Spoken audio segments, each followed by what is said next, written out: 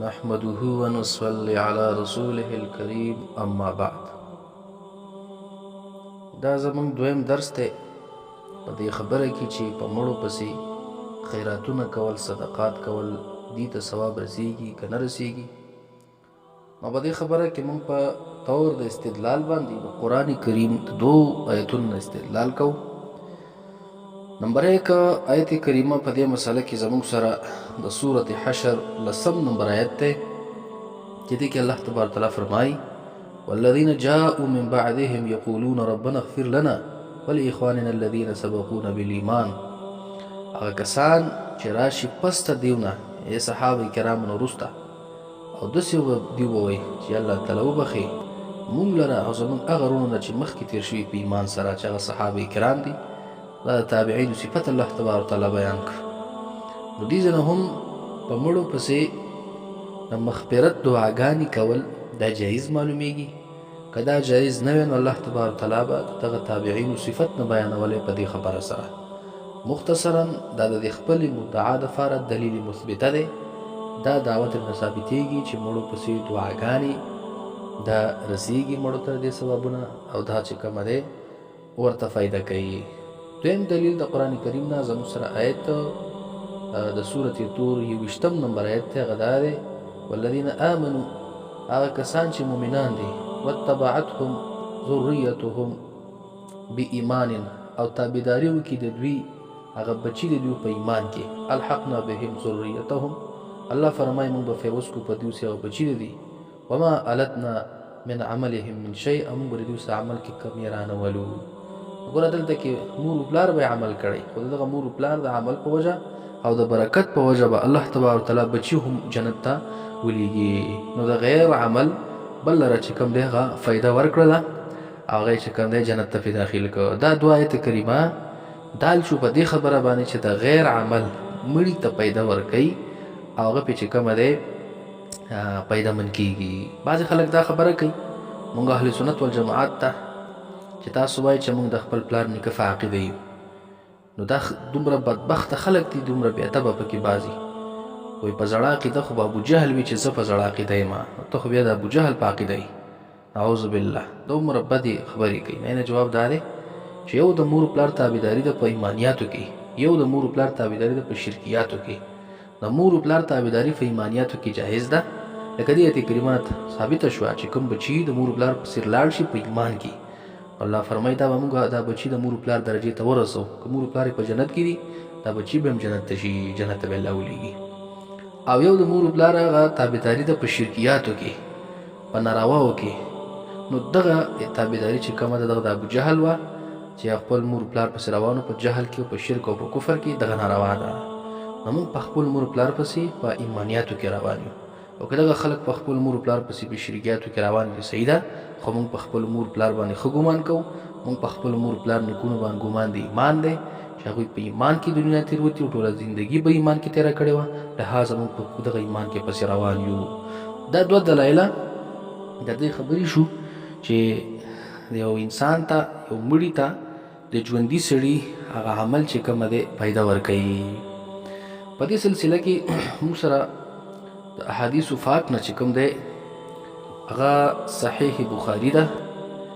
د بخاري شریف جلد نمبر 1 دی او چاپ دی قدیمی کتابخانه، صفحه ده 386. په دې کې امام بخاري رحمت الله علیه روایت راوړي د حضرت عبدالله ابن عباس رضی الله تعالی عنه نه. ده فرمایي چې ان سعد بن عبادته، سعد بن عبادته رضی الله تعالی عنه فرمایي توفیت امه، د ده مبارک مور وفات شوه وهو غائب عنها، او د خپل مور د زین غایب. فقال یا رسول الله ان امي توفیت، د راغی نبی علیه الصلاة والسلام ورته فرمایي چې د الله رسوله زما هغه مور وفات شوې ده او انا غایب عنها، او زه د هغې نه غایب ومه، ما یې جنازه ونه کړی شوه، زه هغه دفن ته حاضر نه کړی شومه. اینفعها شیء ان تصدقت به عنها، ای د الله رسوله که زه اوس په دې پسې څه صدقه کومه، څه خیرات پسې کومه، نو دې ته څه پیدا ورکوي که نه ورکوي؟ زما د مور ته زما د خیرات، صدقات، څه فایده ورکوي که نه ورکوي چې زه ورپسې وکړم؟ قال نعم. نبي علیه الصلاة والسلام ورته وفرمیل او بېشکه فایده ورکوي. ګوره عمل د زوی دی بخي په خپلې مور پسې. نبي علیه الصلاة والسلام ورکو ته ویله بلکل جایز دی. دغه سعد رضی الله تعالی عنه فرمای قال فإني أشهدك اے د الله رسول زه تا ګواه کوم چې زما دا کم باغ دی دا چې کم دی ما به د خپله مور پسې صدقه کو. نو ګوره پوره باغ دا پسې چې کومه دی سعد بن عبادته رضی الله تعالی عنه په خپلې مور پسې صدقه کو. دقرنګې په دغه مذکوره صفحات 386 باندې امام بخاري رحمت الله علیه په خپل صحیح بخاري کې بل یو روایت راوړي چې د عروه ابن زبیر نه دی د حضرت عائشه صدیقه رضی الله تعالی عنها روایت کوي.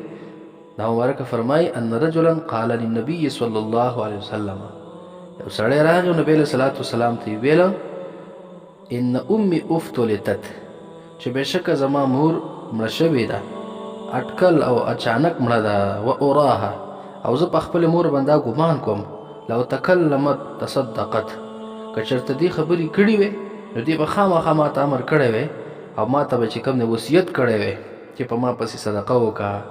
افاتصدق عنها ای د الله رسوله زه د دې خپلې مور نه صدقه وکړم؟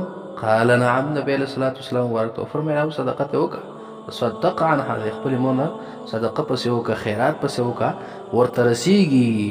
دوه حدیث شو په دې باب کې چې صدقه کول په مړو پسې دا ثواب رسوي. بیا په 387 صفحه باندې دغه د حضرت سعد رضی الله تعالی عنه روایت بیا راوړی دی ابن عباس رضی الله تعالی عنه په حواله باندې چې ان سعد بن عبادته استفتى رسول الله صلی الله علیه وسلم فقال ان امي ماتت وعليها نذر. زما مور چې کومه وفات شوې ده په هغې باندې نظر دی دا نظر ترې نه زه وکړمه دا کولی شم؟ فقال نبي علیه الصلاة والسلام ورته وفرمیل او کولی شي دې وکړې دا نظر ترې نه پوره کړه. دا درې احادیث شو د صحیح بخاري په حواله باندې چې په مړو پسې صدقات کول خیرات کول دا هغې ته ثواب د هغې بخل دا جایز دي او دا ورته رسیږي. دغه رنګې او زموږ سره بل کتاب هغه ترمیزي دی د ترمیزي جلد نمبر 1 دی او صفحه د 144 په دې کې هم دا صفحه 145 ده. صفحه 145 باب لګی باو ما جاء فی الصدقه عن المیت. بیا په دې کې حدیث تقه ابن عباس رضی الله تعالی عنه راوړي چې یو سړي د نبی صلی الله علیه وسلم نه تاسو کو ان امي توفيت افينفعها انت صدقت عنها انت صدقت عنها. دا الله رسول مور مې پات شوې ده نو پیدا ورکوي چې دغه نه صدقه وکم. نبی صلی الله علیه وسلم مبارک ته ویل چې او پیدا ورکوي نو د پسې کوم دغه باخو صدقه کو او دا یو چې الله رسول زه تا ګواه کوم چې دا زما په دې مور پسې هغه صدقه شو. دا جامع الترمذی جلد نمبر 1 صفحه 145 په دې کې هم دا واضح شوله چې په مړو پسې صدقات کول خیرات کول د ثوابونه هغو ته رسیږي. دغه رنګې زموږ سره بل یو کتاب دی چې دا سنن ابي داود دی او د دې دویم جلد دی او صفحه د دې دا 51. پس صفحه 51 کې د حدیث پاک راوړي عن عمرو بن شعيب عن أبيه عن جده أن العاص بن وائل أوصاه. عاص بن وائل وصیتو کو خپلو بچو ته چې په ما پسې 100 غلامان آزاد کړي. نو د دوه زامن دا هشام چې و دا د عاص بن وائل زوی و ته پسې 50 آزاد کړه. هغه وصیت د 100 کړو نو د یو زوی چې کومه دی په ده پسې 50 غلامان آزاد کړه او ثواب ورته وباخه. د ده بل زوی و چې هغه عمر و د اراده وکړه چې د خپل پلار نه د باقي چې کم 50 پاتې دي دا ترېنه آزاد کړم. خو دی راغی فقاله دی راغی او ویې ویله حتی اسأل رسول الله صلی الله علیه وسلم زه به د 50 آزادوم په د خپل پلار پسې او ثواب په پلار ته بخم خو زه به د رسول الله صلی الله علیه وسلم نه تپوس کوم چې آیا زه خو دا کار کومه په د خپل پلار پسې 50 غلامان آزادوم او ورور مې پسې هم 50 آزاد کړي خو زما د آزادول د 50 غلامانو په خپل پلار پسې دا جایز دي که نه جایز دي زه به د رسول الله صلی الله علیه وسلم نه تپوس کوم.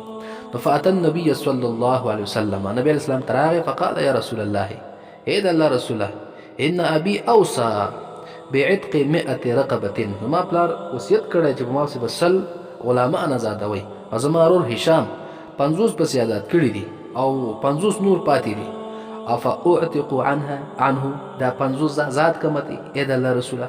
فقال رسول الله صلى الله عليه وسلم إنه لو كان مسلما فاعتقتم عنه أو تصدقتم عنه أو حججتم عنه بلغه ذلك. او کدا پلار دی مسلمان وي دا